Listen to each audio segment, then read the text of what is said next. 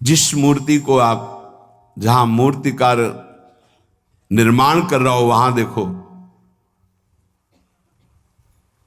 उसी मूर्ति को पूज करके ब्रह्म प्राप्त भगवत प्राप्त महापुरुष हो गए, प्रेमाश्रुओं से अभिषिक्त किया है। ये बाहर वालों की ऐसों की बातें न सुने, नहीं तो जो छोटी श्रद्धा वाले लोग होते हैं उनकी श्रद्धा नष्ट हो जाती है। अरे क्या है, ऐसे से ऐसा न वो बोलते हैं, न वो खाते हैं, न देखते हैं, और ऐसे विराजमान। आपको क्या पता है, आपका भाव है क्या, आप जानते नहीं हो। भाव आ जाएगा तो साथ चलते हैं, बोलते हैं, खाते हैं, देखते हैं, भाव का खेल। एक प्रसंग में एक ब्राह्मण बूढ़े के साथ एक जवान तीर्थ यात्रा में गया था। सारांश में बता रहे हैं, ब्राह्मण तीर्थ यात्रा का इच्छुक हुआ, पर उसको लगा कि मेरे बेटे तो हैं पर धनी होने के कारण वो विलासिता में युक्त हैं, मेरे साथ तो चलेंगे नहीं।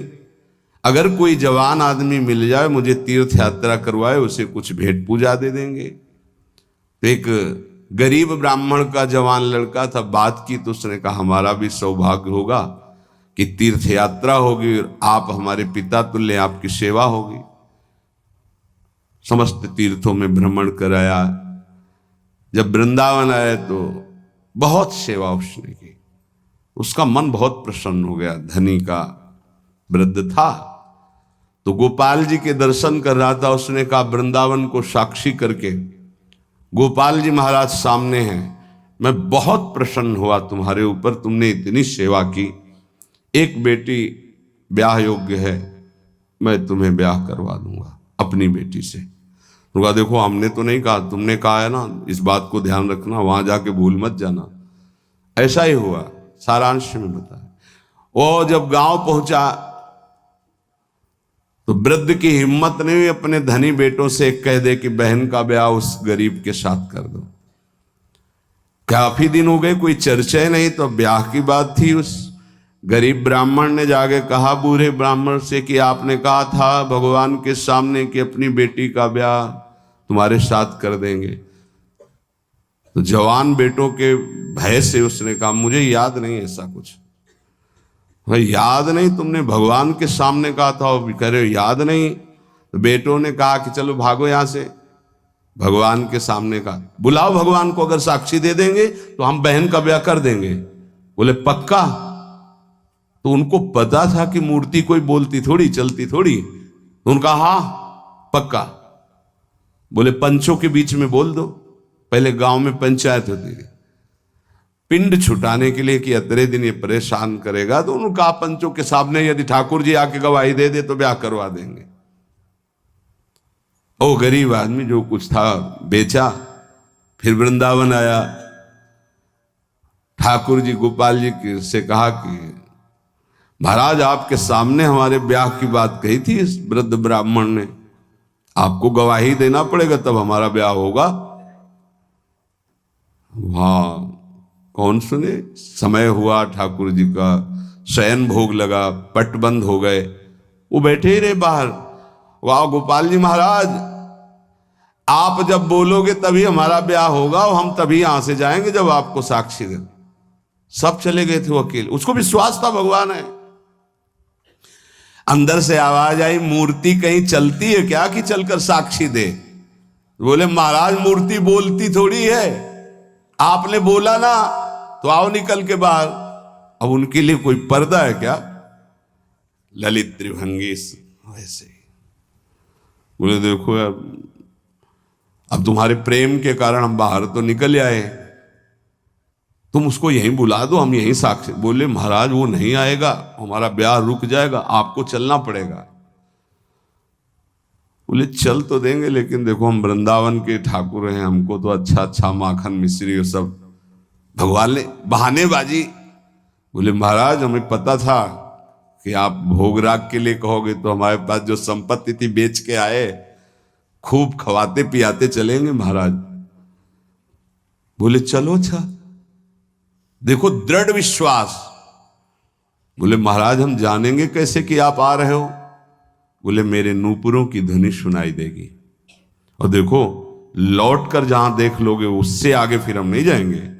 ठीक है महाराज, जब भोग लगाने का समय आएगा तो हम बोल देंगे, तब तुम हमारा भोग लगाना, और जब हम चलेंगे तो लौट कर पीछे नहीं देखोगे। ठीक है महाराज, ठीक है महाराज।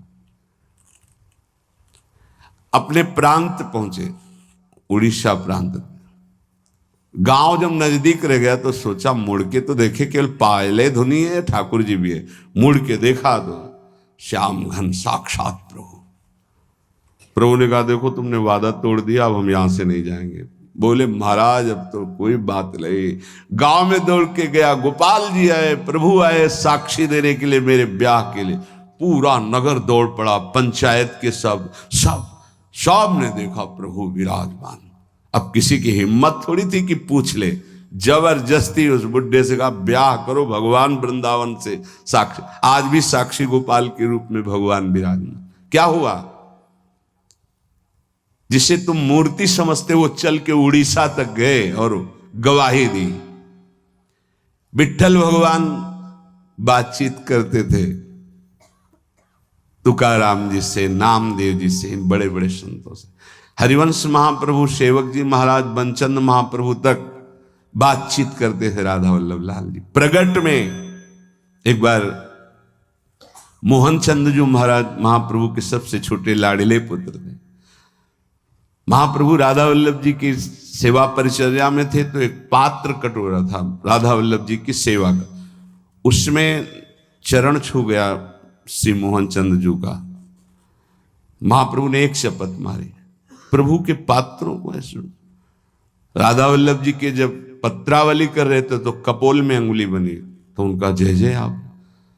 तो बोले मोहन चंद के रूप में मैं ही तो अब खेल रहा हूं अपने पात्र, तुमने वहां मारा मुझे देखो लगा। महाप्रभु ने कहा क्षमा कीजिए प्रभु, ऐसी तन्मयता मोहन चंद जी की आप में है, ये मुझे पता नहीं था। ऐसा महाप्रभु से बात, स्वामी जी से, बिहारी देव जी से, बिहारी जो बात करते थे, आज भी महापुरुषों से प्रभु बात कर। ये केवल मूर्ति छवि का विषय नहीं होता। ये अज्ञानी जीव जो हैं ये केवल तर्क विवाद में फंसे रहते। श्रद्धा में तर्क विवाद नहीं होता। ये तर्क विवाद जहां होने लगे, ऐसी कोई वार्ता होने लगे, श्रद्धालु उपासक को बिल्कुल हट जाना चाहिए।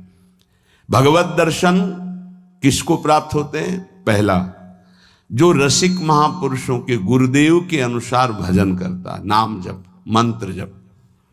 दूसरा, भगवद विग्रह को साक्षात प्रभु मान करके, कहो सो कहां जहां प्रभु नहीं, जब सर्वत्र प्रभु है तब तो हमने प्रभु का श्री विग्रह, अर्चा विग्रह, ये अर्चा अवतार है भगवान का, इनको विराजमान किया, साक्षात मेरे प्रभु हैं। ये बाहरी दर्शन है।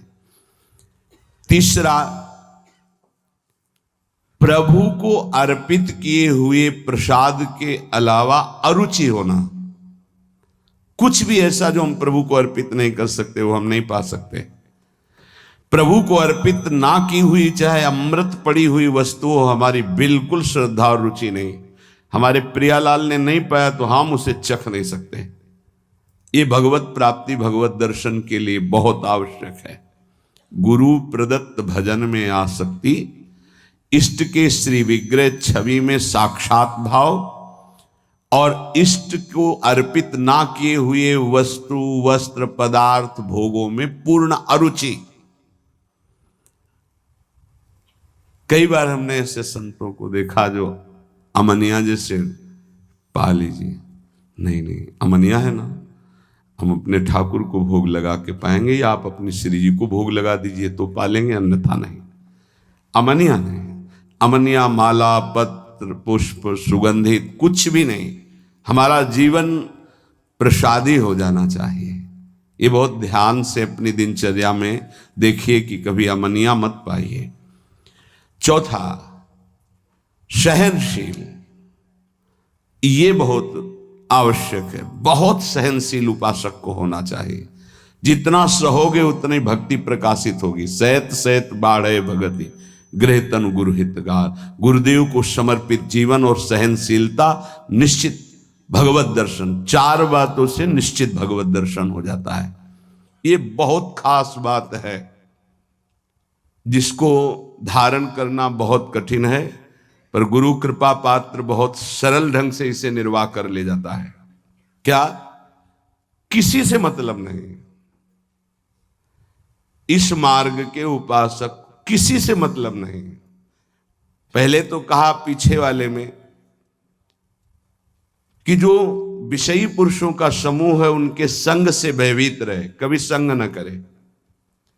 अब आगे वाले में कहा महान संगा नाम, किसका ये स्वरूप होता है? बोले जो वह तो महताम श्री पद रजा, महापुरुषों की चरण रज से जिसका शरीर अभिषिक्त है और माथे पे जिसकी चरण रज विराजमान है, गुरुजनों की, संतों की, रसिकों की, वो महान संगानाम सहज मधुरात्म प्रिय कथा, वो निसंग ही नहीं, महान निसंगानाम, जागृत स्वप्न सुषुप्ति कभी भी कहीं भी उसका किसी से संबंध नहीं है, शरीर से भी नहीं। क्योंकि महान संगानाम तभी हो सकता है, शरीर से भी नहीं। यह ज्ञानी जीव जानते नहीं। कहते हैं शरीर तो यहां छूट जाता है, फिर गति किसकी होती है? भगवत प्राप्त। शरीर तो एक कपड़ा है, समझते नहीं हो। इसके नीचे एक कपड़ा है, सूक्ष्म शरीर, उसके नीचे एक है कारण शरीर। आप पहनने वाले हो, ये आपके कपड़े हैं, एक छूटता है सिर्फ स्थूल शरीर। सूक्ष्म शरीर और कारण शरीर को लेकर के बार बार जन्म मरण होता रहता है, कपड़े बदलते रहते हैं। और जो जीवन मुक्त हो गया तो तीनों शरीरों का संबंध खत्म और दिव्य चिन्मय चिदानंदमय शरीर को, भावदेह को प्राप्त करके चिन्मय धाम में, चिन्मय लीला में, चिन्मय प्रिया प्रीतम के समीप हो जाता है। वो महान निसंगानाम,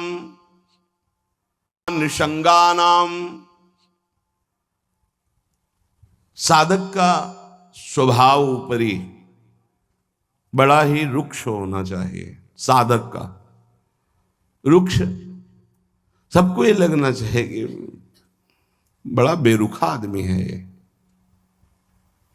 बच जाओगे।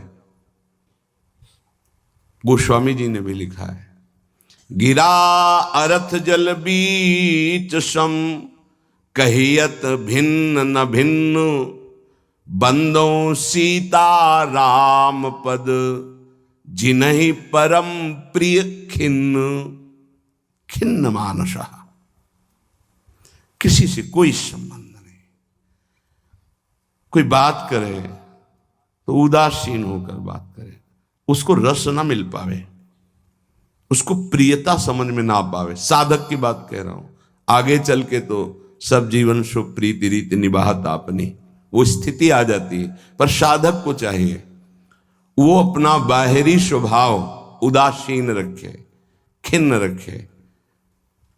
ये हर समय भौं चढ़ा के बात करते हैं, इनका तो कोई प्रेमवादी से लगना चाहिए।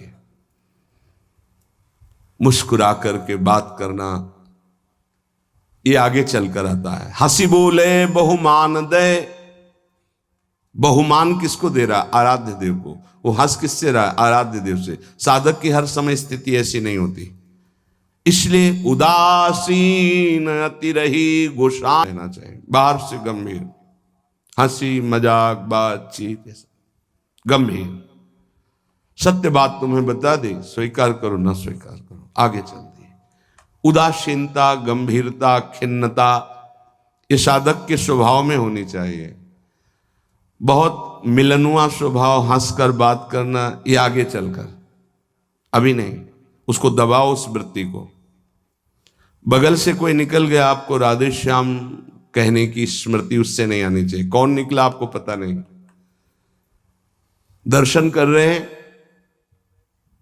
कभी कभी ये भी पता नहीं चलता कि प्रभु पोशाक कौन धारण किए। अगर नेत्र में नेत्र मिले तो 1 घंटा दर्शन हुआ तो केवल नेत्रों का ही दर्शन हुआ। पत्रावली कपोल में कैसी बनी ये भी याद नहीं रहा। ऐसी होती एकाग्रता। सत्संग सुनने गए तो सिर्फ वक्ता की मुखाकृति और वचन, आप बैठे आसपास, आपके कौन बैठा आपको कोई परिचय नहीं।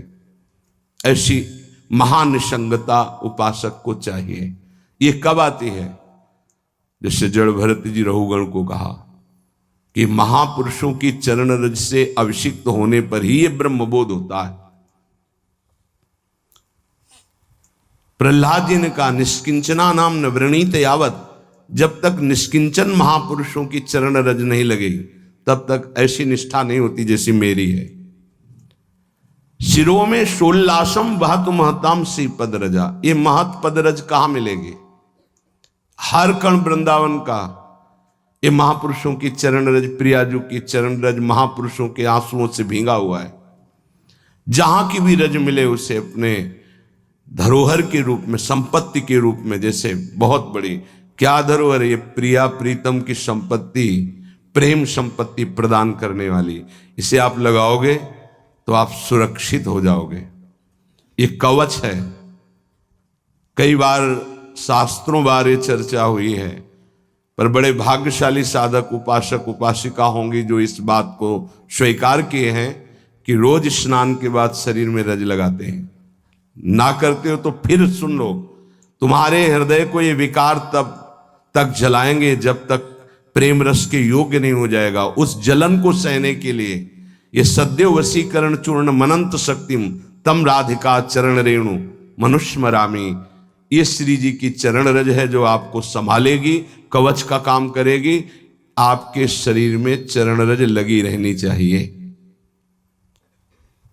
बिल्कुल मान लीजिए, अगर ये मान लोगे तो बहुत बड़ी वस्तु आपको प्राप्त होगी। शरीर में वृंदावन की रज लगी है, शरीर छूट जाए तो भगवत प्राप्ति हो जाएगी। मान लीजिए, बहुत बड़ी बात है। धन्य है वो उपासक जो रजोपसेवी है, रज लगाते हैं। एक ब्रजवासी आए, उन्होंने प्रश्न किया कि आपके जुगल उपासना में तो काली बिंदी लगती है, आप क्यों नहीं लगाते हैं? श्री कहते हैं उसे, काली बिंदी और सिंदूर की बिंदी। पूज्य श्री सदगुरुदेव भगवान ने आदेश किया, त्रिपुंड लगाते थे जब शरणागति का, कि हम आचार्य आज्ञा से चलते हैं। आचार्य ने पत्र में लिखा था, वृंदावन रजोपसेवी जोरी सुमिरन बाचनो, वृंदावन नित्य विहार चंदन लेनो। तो रजोपसेवी जोरी है तो रज का तिलक है, और बिहार चंदन जो प्रसादी है वो ये लगा है। बस वो कोई वृंदावन की वस्तु नहीं है जो काली टिक्की है, ये वृंदावन की रज और वृंदावनेश्वरी का प्रसादी चंदन, इसके से। तो ब्रह्मा जी भी आकर कहें तो हमारी समझ में नहीं आएगा, क्योंकि गुरु के वाक्य के आगे किसी का नहीं।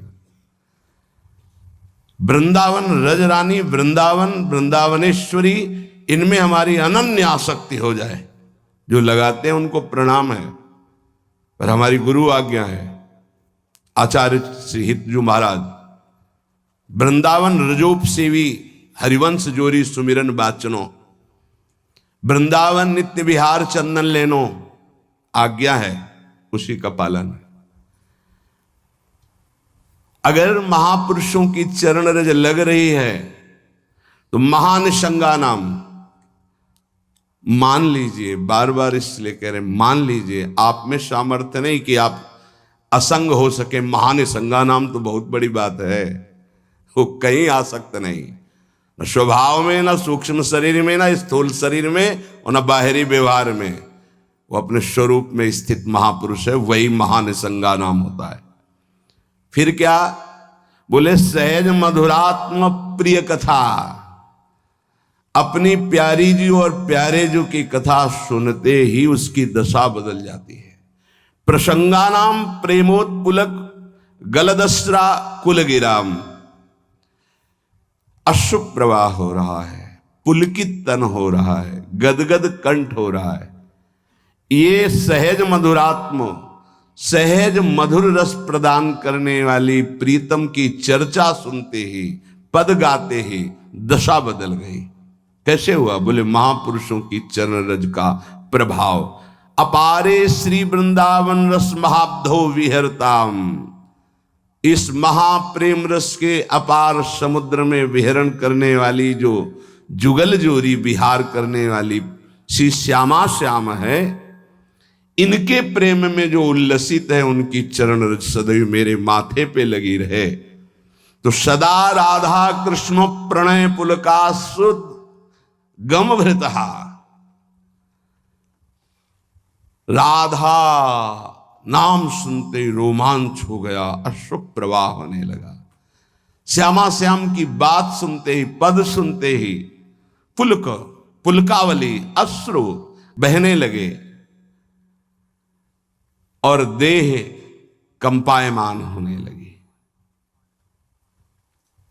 ये बड़े भाग्यशाली, इसमें जानबूझकर नाटक न करे, स्वाभाविक आ जाएगा। नाम जप करो, रस सिंधु वृंदावन की रज लगाओ और रहने से रहो तो स्थिति आ जाएगी। एकांत में चिल्ला चिल्ला के रोने का मन होता है, जैसे डकार आती है ना तो उसको निकलना ही पड़ेगा। ऐसे रोना आता है स्वाभाविक। क्यों रोना आता है? कुछ चाहिए, कोई दुख, कोई विपत्ति? नहीं, स्वाभाविक वो एक प्रक्रिया है उस प्रेम की। रोना आता है, हल्का हो गया, रोया, थोड़ा शांति मिले।